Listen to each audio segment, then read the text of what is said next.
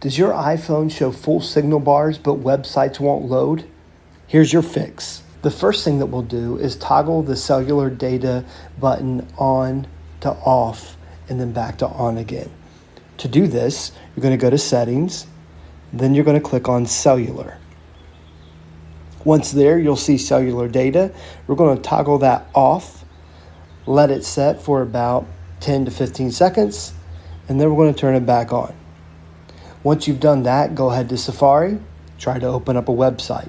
If this doesn't work, then we're going to go to our airplane mode and we're going to turn it on for 10 to 15 seconds and then we'll turn it back off. To do this, depending on your iPhone model, you may swipe down from the right corner or you may swipe up from the bottom. This will bring up our control center. Once there, in the top right, you will see the airplane mode button. You're just going to turn that on, leaving it on for 10 to 15 seconds, and then turn it off. Once you've done this, go ahead back to Safari and try to load a website.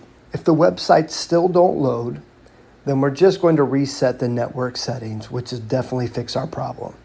To do this, we're going to go to Settings. We're going to click on General. And once there, we're going to scroll down to transfer or reset iPhone. Select that and then select Reset.